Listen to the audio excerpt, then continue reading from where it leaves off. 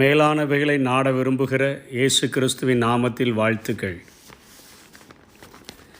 கொலோசியர் 3ஆம் அதிகாரம் 1-2 வசனங்களிலே பவுல் அப்போஸ்தலன் இப்படியாக எழுதுகிறார்.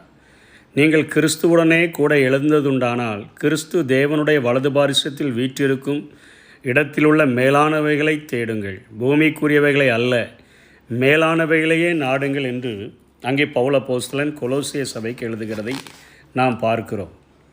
இன்றைக்கு இந்த சத்தியம் நம்முடைய ஆவிக்குரிய வாழ்க்கைக்கு முக்கியமானதாக இருக்கிறபடினாலே இந்த சத்தியத்தை வேதத்திலிருந்து ஒரு சில வசனங்கள் மூலமாக நாம் ஆராய்ந்து பார்க்கலாம்.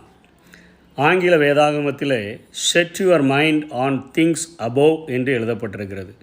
நம்முடைய சிந்தனையை அந்த மேலானவைகளின் மேலாக நாம் வைக்க வேண்டும் என்கிறதை அங்கே ஆங்கில வேதாகமம் அத்தனையாய் அதுக்கு நமக்கு வலியுறுத்தி காட்டுகிறதை பார்க்க முடியும். இப்போது இந்த சத்தியங்களை நாம் புரிந்து கொள்ள வேண்டும் என்று சொன்னால், இயேசுவும் சீஷர்களும் பயணித்த அந்த பயணத்திலிருந்தும் இயேசுவும் சாத்தானும் அங்கே வனாந்தரத்தில் சம்பாஷித்த அந்த காரியத்திலிருந்தும் நாம் ஒரு காரியத்தை புரிந்து கொள்ளலாம். இயேசுவினிடத்தில் சத்ருவானவன் வரும்பொழுது அவர் 40 நாட்கள் உபவாசம் முடித்து மிகவும் பசியோடு கூட இருக்கிறார். பசியோடு கூட இருக்கிற இயேசுவினிடத்தில் வந்து அவரிடத்தில் சாத்தான் சொல்லுகிறான், நீர் இந்த கல்லுகளை அப்பங்களாக்கும்படி நீர் சொல்லும் என்று சொல்லுகிறான். நீர் பசியாக இருக்கிற அத்தனை அக்கறை உடையவனைப் போல சாத்தான் முதலிலே இயேசுவோடு கூட பேசுகிறான். இந்த கல்லுகளை நீர் அப்பங்களாக்கும்படி சொல்லும் என்று சொல்லுகிறான். அதற்கு இயேசு ஒரு மணித்துளி கூட யோசிக்காமல், ஒரு செகண்ட் கூட யோசிக்காமல் ஒரு மறுமொழி கொடுக்கிறார். மனிதன் அப்பத்தினால் மாத்திரமல்ல, தேவனுடைய வாயிலிருந்து புறப்படுகிற ஒரு வார்த்தையினால் பிழைப்பான் என்று சொல்கிறார். தேவனுடைய வாயிலிருந்து புறப்படுகிற ஒவ்வொரு வார்த்தையினாலும் அவன் பிழைப்பான் என்று சொன்ன அந்த இயேசு கிறிஸ்துவை நாம் முதலிலே பார்ப்போம். அவருடைய 40 நாட்கள் அளவும் பிதாவினுடைய அந்த வார்த்தைகளினாலே இருதயம் நிறைந்திருந்தபடியினாலே, பிதாவோடு கூட ஒரு நல்ல உறவை அவர் வைத்திருந்தபடியினாலே அவரிடத்தில் கேட்கப்பட்ட, அவர் பசியாக இருக்கிறார், அவருக்கு தேவைகள் இருக்கிறது.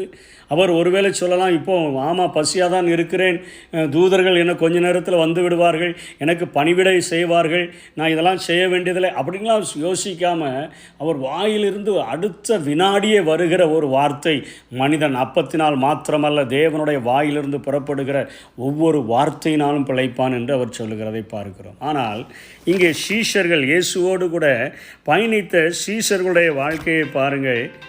மார்க் 8ஆம் அதிகாரத்தில்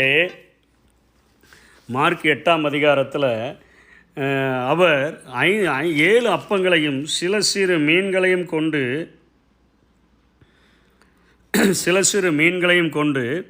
அவர் அங்கே 4000 பேருக்கு போஷிக்கிறதை பார்க்கிறோம். 4000 பேருக்கு அவர் போஜனம் கொடுக்கிறார். சீஷர்கள் 7 கூடை நிறைய எடுக்கிறார்கள். அதை எடுத்த பின்பு அவர்கள் படவில் ஏறி அவர்கள் பிரயாணப்பட்டு அவர்கள் அங்கே செல்லுகிறார்கள். படவில் ஏறி பிரயாணப்பட்டு செல்லும் பொழுது இயேசு அவர்களுக்கு ஒரு காரியத்தை கற்றுக் கொடுக்கிறார். அதற்கு முன்பாக அவர்களிடத்திலே ஒரு வாக்குவாதம் ஒன்று வருகிறது. பரிசேயர்களோடு கூட ஒரு வாக்குவாதம் ஒன்று வரும்பொழுது இயேசு அவர்களோடு கூட பேசி முடிக்கிறதற்கு முன்னமே இவர்கள் எல்லா போஜனத்தையும் சாப்பிட்டு விட்டார்களோ என்னவோ தெரியவில்லை. அவர்கள் படவில் ஏறின பொழுது அந்த 8ஆம் அதிகாரம் 14ஆம் வசனத்திலிருந்து அந்த சம்பவம் சொல்லப்படுகிறது. சீஷர்கள் அப்பங்களை கொண்டு வர மறந்து போனார்கள். படவிலே அவர்களிடத்தில் ஒரு அப்பம் மாத்திரம் இருந்தது என்று சொல்லப்படுகிறது.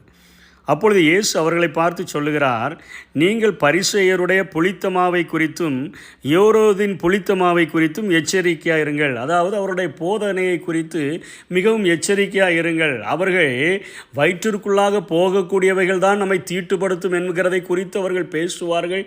மனிதனுடைய இருதயத்திலிருந்து வருகிற பொல்லாத சிந்தனைகள், பச்சார எண்ணங்கள், வேசித்தனங்கள் இவைகள் நம்மை தீட்டுப்படுத்தாது என்பது போல் அவர்கள் பேசுவார்கள். அதனால் அவர்களுடைய போதனையை குறித்து நீங்கள் எச்சரிக்கையாக இருங்கள் என்று சொல்லுகிறார். அதை ஆண்டவர் ஒரு புளித்த மாவுக்கு அடையாளம் விட்டு சொல்லுகிறார். ஏரோதின் புளித்த மாவை குறித்தும் அங்கே பரிசேயர்களுடைய புளித்த மாவை குறித்தும் எச்சரிக்கையாக இருங்கள் என்று சொன்ன உடனே அப்போதான் சாப்பிட்டு இருக்கிறார்கள். 7 கூடை நிறைய மிச்சம் எடுத்திருக்கிறார்கள். அதற்கு முன்பாக படவிலேறி டிராவல் பண்ணும்போது பரிசேயர்கள் கூட நடந்த வாக்குவாதத்தின் போது இயேசு கிறிஸ்துவோடு கூட அவர்கள் அடையாளத்தை கேட்டு வாக்குவாதம் பண்ணுகிறதற்குள்ளாக 7 கூடையையும் காலி பண்ணி விட்டார்கள். கூடையில் சாப்பிடக்கூடிய அந்த சீஷர்கள் ஒரு அப்பம் மட்டும் வச்சிருக்கிறாங்க.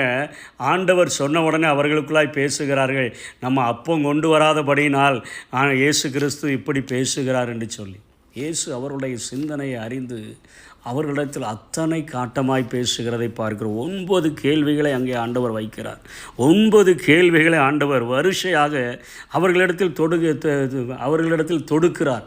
அத்தனை வேதனைப்படுகிறார். அவருடைய வாழ்க்கை முழுவதும் பிதா அவருடைய வார்த்தை என்பதாக நிறைந்திருந்த அந்த இயேசு இங்கே தன்னோடு கூட பயணிக்கிற சீஷர்கள் 24 மணி நேரமும் அடுத்த நேர சாப்பாடு, அடுத்த நேர காரியம், அவர்களுடைய இந்த ஆவிக்குரிய உலகத்தை விட்டுவிட்டு பூமிக்குரியவைகளை மாத்திரம் நாடுகிறார்களே ஒழிய மேலானவைகளை நாட மறந்து விட்டபடினாலே இயேசு அவர்களை பார்த்து கேட்கிறார்.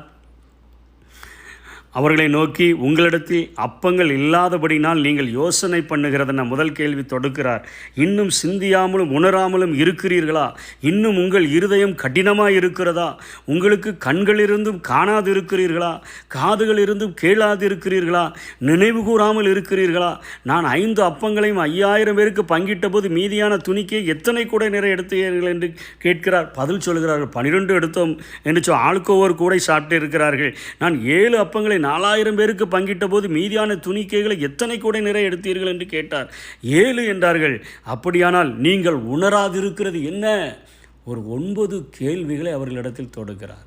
இன்றைக்கு ஆவிக்குரியவர்கள் என்று சொல்லுகிறோம், இயேசுவுக்காக வாழ எங்களை அர்ப்பணித்திருக்கிறோம் என்று சொல்லுகிறோம், கிறிஸ்தவ மார்க்கத்தை பின்பற்றுகிறோம் என்று சொல்லுகிறோம்.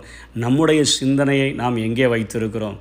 நம்ம அடுத்த நேரத்திற்காகவா, நாளைய தினத்திற்காகவா, நாளை மறுநாளிற்காகவா, அல்லது அடுத்த வருஷம் என்ன செய்ய போகிறோம், இல்லைன்னா என்ன 2 ஆண்டுகள் போனால் என்ன செய்ய போகிறோம், இப்படிப்பட்ட சிந்தனைகளினால் நிறைந்திருக்கிறோமா? இல்லை வேதத்தினுடைய வசனங்களினால் நம்மை நிறைத்திருக்கிறோமா? இருதயத்தின் நிறைவினால் வாய் பேசும் என்று வேதம் நமக்கு கற்றுக் கொடுக்கிறது. இயேசு இங்கே அடுத்த வினாடியே சொல்லுகிறார், மனிதன் அப்பத்தினால் மாத்திரமல்ல தேவனுடைய வாயிலிருந்து புறப்படுகிற ஒவ்வொரு வார்த்தையினாலும் பிழைப்பான் என்று சொல்லி. ஆனால் அவரோடு கூட பயணித்து, அவரோடு கூட உண்டு, அவரோடு கூட உறங்கி, அவர் செய்கிற அத்தனை அற்புத அடையாளங்களையும் பார்த்து கண்டும் உணர்ந்தும் இருந்த அவர்கள் உணர்வில்லாமல் பேசுகிறதை பார்த்து ஆண்டவர் அத்தனையாய் 9 கேள்விகளை இந்த மார்க் 8ஆம் அதிகாரத்தில் அவர் தொடுக்கிறதை பார்க்கிறோம். பூமிக்குரியவைகளை அல்ல, பவுலப்போஸ்தலன் சொல்லுகிறார், மேலானவைகளை கிறிஸ்து இயேசு அந்த தேவனிடத்தில் உள்ள வலது பாரிசத்தில் உள்ள அந்த மேலானவைகளை நாடுங்கள், அந்த ஆவிக்குரிய வரங்களை நாடுங்கள், அவர் தருகிற மேலான ஆசீர்வாதங்களை நாடுங்கள், நன்மன ஈவுகள், பூரணமான கிருபை வரங்கள் பரத்திலிருந்து ஜோதிகளின் பிதாவினிடத்திலிருந்து இறங்கி வருகிறதே, அவைகளை நாடுங்கள் என்று சொல்லுகிறார். நம்முடைய சிந்தனையை மறுரூபப்படுத்தும்படியாக இங்கே இயேசு கிரியை செய்கிறதை பார்க்கிறோம். அதைத்தான் பவுல் ஆணித்தரமாக நமக்கு சொல்லிக் கொடுக்கிறார்.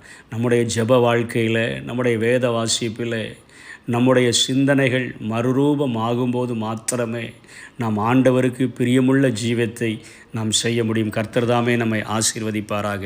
ஆமென். வாழ்வுக்கு செல்லும் வாசல் இடுக்கமானது, வாழ்வுக்கு செல்லும் வாசல் இடுக்கமானது, பரலோகம் செல்லும் பாதை குறுகலானது, பரலோகம் செல்லும் பாதை குறுகலானது. சிலுவை சுமந்து இயேசுவின் பின் சிரித்த முகமாய் சென்றிடுவோம், சிலுவை சுமந்து இயேசுவின் பின் சிரித்த முகமாய் சென்றிடுவோம்.